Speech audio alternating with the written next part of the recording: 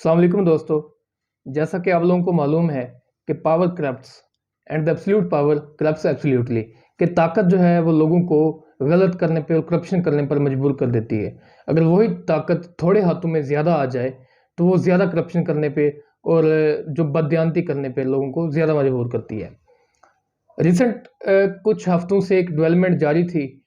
जिसका मैं बाद में आप ज़िक्र भी करता हूँ, कि जो टेस्ला कंपनी के मालिक हैं, जिनकी ऑटो पायलट गाड़ियाँ भी मशहूर हैं पूरी दुनिया में, उनके जो मालिक हैं एलोन मस्क साहब, अमेरिका में वो रहायश पज़ीर हैं और बेसिकली वो साउथ अफ्रीका में रहने वाले हैं। उन्होंने डिसाइड किया कि क्यों ना एक सोशल मीडिया की कंपनी को बाय किया जाए। उनकी सोशल मीडिया के जो ट्विटर एक बहुत बड़ा सोशल प्लेटफॉर्म है ऑफिशियली, उनको बाय करने का उन्होंने इरादा किया, उनको खरीदने का उन्होंने इरादा किया। और इसके साथ ही उनके जो बोर्ड ऑफ डायरेक्टर्स और बोर्ड ऑफ चेयरमैन हैं, उनके साथ उनकी मीटिंग चल रही थी। काफ़ी अरसे से जो वो मीटिंग चल रही थी, और देखने में आ रहा था कि ये मीटिंग काफ़ी फ्रूटफुल भी थी। उसमें बीच में ऐसी डेवलपमेंट्स भी हुई कि लग रहा था कि वो इसको खरीद लेंगे। और आखिरकार ऐसा लम्हा आ गया कि उन्होंने कल यानी कि मंडे वाले दिन ऐलान किया कि वो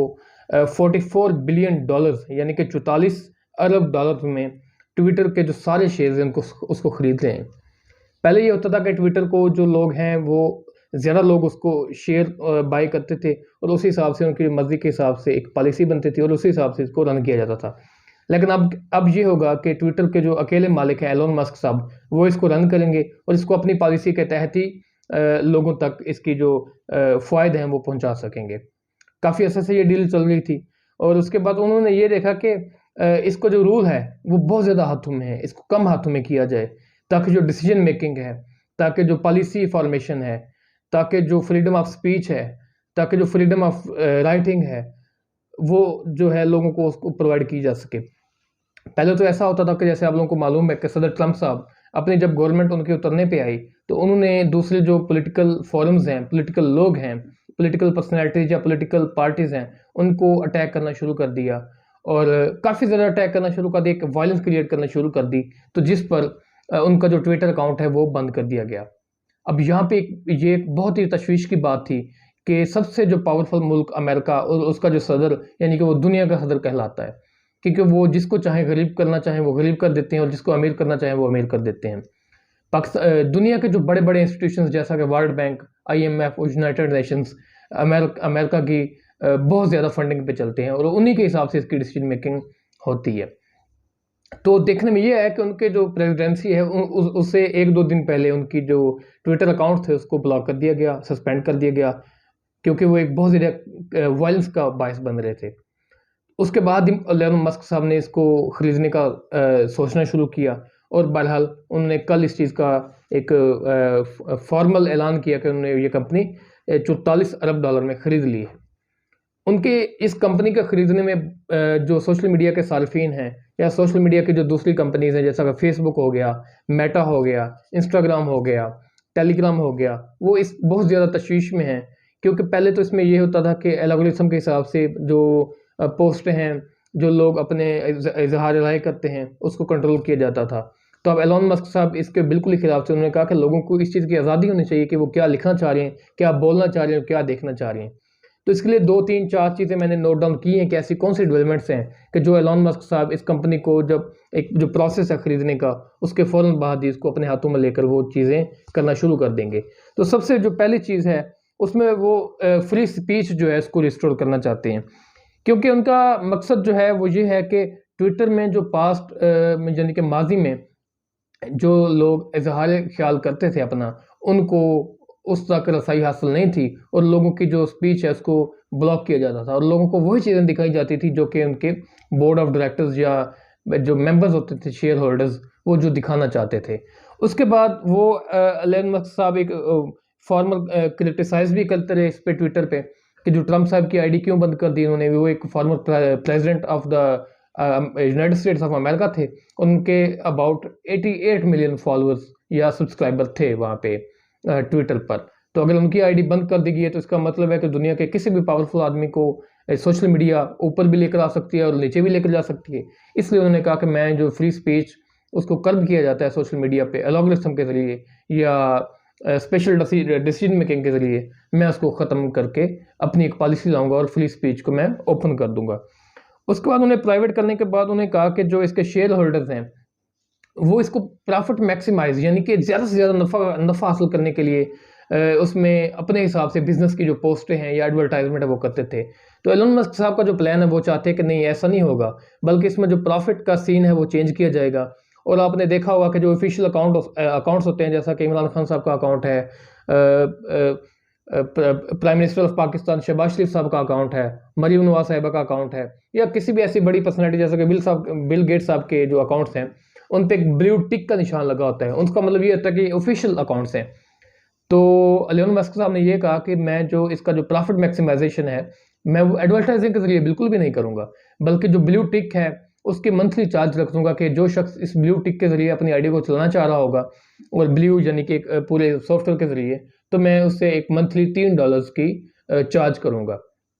उसके बाद उन्हें और भी ऐसी चीज़ें की कि जो इसको परफॉर्मेंस है उसको मैं बेहतर करने की कोशिश करूंगा, क्योंकि अभी तकरीबन 217 मिलियन यूजर्स हैं पूरी दुनिया में इसके ट्विटर के। तो ट्विटर में पहले भी ये तशवीश पाई जाती थी कि इनके यूजर्स को ज़्यादा से ज़्यादा बढ़ाया जाए, और बढ़ाकर तो ज़्यादा से ज़्यादा प्रॉफिट मैक्सिमाइजेशन किया जाए बढ़ते हुए वक्त के साथ। तो अब अगर बात करते हैं हम नेट रेशो की या नेट प्रॉफिट की ट्विटर की, कि एलन मस्क साहब इसको कैसे हासिल करेंगे, तो अगर आप इस चीज़ का अंदाज़ा लगा लें कि 217 मिलियन जो फॉलोअर्स हैं, तो अगर उसमें से हर बंदा $3 पे कर रहा होगा या उसमें से हाफ भी पे करे, तो ये उनका जो प्रॉफिट मैक्सिमाइजेशन है वो बहुत ज़्यादा ऊपर चली जाएगी। उसके बाद उन्होंने कहा कि ओपन सोर्सिंग जो एल्गोरिथम की है, इसमें स्पेशल टेक्निक्स यूज़ होती हैं। एल्गोरिथम यानी कि जो मैथ के असूल हैं कि कैसे लोगों की जो पोस्ट है उसको कितने लोगों तक रीच करना है, और मैं अगर कुछ देखना चाह रहा हूँ, अगर मैं कुछ एक हफ्ते से देख रहा हूँ, तो वो मुझे नेक्स्ट हफ्ते तक वो चीज़ें कैसे दिखाई जाती हैं। आप लोगों को मालूम होगा कि अगर आप 4-5 दोस्त बैठे हैं, अगर आपके सेल फोन्स पे जो मोबाइल डाटा है वो ऑन है और सोशल मीडिया के जो प्लेटफॉर्म्स है वो ओपन है, अगर आप किसी शूज़ के ब्रांड की बात करते हैं जैसे कि बाटा हो गया या इसके बाद गिग हो गया, तो आप यकीनन इस बात पे आप मुझसे इत्फाक करेंगे कि कुछ ना कुछ दिन में या कई दिनों में या कुछ घंटों बाद जो आप बातें कर रहे थे वही पोस्टें आपके सामने आना शुरू हो जाती हैं। तो इसका मतलब ये है कि ये प्रॉफिट मैक्सिमाइजेशन के लिए आपको वो लोग वो ही दिखाते हैं जो वो लोग दिखाना चाहते हैं। तो इसमें फ्री स्पीच का जो आंसर है वो तो कर्ब हो गया ना, वो तो ख़त्म हो गया। तो इसलिए एलन मस्क साहब चाहते हैं कि इस चीज़ को कर्ब किया जाए और इसकी जो इन्हांसमेंट है वो बेटरमेंट की तरफ चली जाए। उसके बाद उन्होंने कुछ और भी चीज़ें हाईलाइट की जो मैं आपसे शेयर करना पसंद करूँगा, जैसा कि टिकटॉक ऐप हो गया। अब एल्गोरिथम के ये असूल होते हैं कि जो असूल वो सेट कर दिए जाएँ पीछे से, वो सॉफ्टवेयर उन्हीं चीज़ों को लेकर आगे चलता है। अब इस पे जो टिकटॉक आपने सुना होगा कि फेमस जो ऐप है, उसमें बहुत ज़्यादा एक्टर्स हैं, ऐसे लोग आते हैं जो अपना कुछ ना कुछ पैरोडी अच्छी कर लेते हैं, एक्टिंग अच्छी कर लेते हैं, राइटिंग अच्छी कर लेते हैं, वॉकिंग अच्छी कर लेते हैं, या फिर वो अपने आप को जो सिंगिंग है वो अच्छी कर लेते हैं। तो ट्विटर पर टिकटॉक पर ये चीज़ देखने में बहुत ज़्यादा आई कि जो मोटे पेट वाले लोग थे या बड़े दांतों वाले लोग थे या दांत जिनके पीले दिखाई देते थे, तो उन लोगों को हमेशा सप्रेस किया गया टिकटॉक पे। उन लोगों को सप्रेस किया गया, और वो जो वीडियोस अपलोड करते थे उनकी वीडियोस को हमेशा जो लाइन होती है एक उसमें रो में सबसे नीचे रखा गया। तो ये भी तशवीश ने ज़ाहिर की कि मैं इस चीज़ को बेहतर करने के लिए भी काम करूँगा, और जो यूज़र्स हैं उनकी बेटरमेंट के लिए ज़्यादा से ज़्यादा ऐसी चीज़ें लाऊँगा जो उनके लिए फ़ायदेमंद हों, और हर किसी को अपना इज़हार राय जो बयान करने का एक हक दिया जाएगा। उसके बाद एक बड़ी चीज़ जो पाकिस्तान में जो सियासत है, पाकिस्तान की जो सियासत है, इसमें देखने में आई कि एक बोट्स यानी कि ट्विटर पे एक ट्रेंड चला कि इम्पोर्टेंट हुकूमत नामंजूर। तो पाकिस्तान मुस्लिम लीग नून की जो हुकूमत है इसके खिलाफ ये ट्रेंड चलाया गया। अब पाकिस्तान मुस्लिम लीग नून की जो सोशल मीडिया टीम है या जो गवर्नमेंट के जो ऑफिशियल इदारे हैं उनके मुताबिक ट्विटर पे जो फेक अकाउंट्स हैं उनको जरिए ये ट्रेंड चलने की कोशिश की गई, क्योंकि इतने ज़्यादा लोग इतने यानी कि 70 मिलियन तक का ये ट्विटर का जो ट्रेंड है ये नहीं चला सकते। तो ये कुछ अकाउंट्स के ज़रिए बोट्स यानी कि फेक अकाउंट्स के ज़रिए ये ट्रेंड चलाया गया और इस ट्रेंड को पूरी दुनिया में मशहूर करने की कोशिश की गई। तो ये तशवीश एलन मस्क साहब में भी वाकई पाई जाती है, और उन्होंने ये कहा कि मैं इस चीज़ को कर्ब करने के लिए इसकी और चीज़ें इसको बेहतर करूँगा, ताकि बोट्स का जो सिस्टम है इसकी जो प्राइवेसी है और इसमें जो फेक अकाउंट का सिस्टम है उसको ख़त्म किया जा सके। और जहाँ तक पूरी दुनिया में इतने अकाउंट्स फेक बन गए हैं, तो उसको ख़त्म करके भी इसको एक अच्छे एक सॉफ्टवेयर की तरह चलाया जा सके,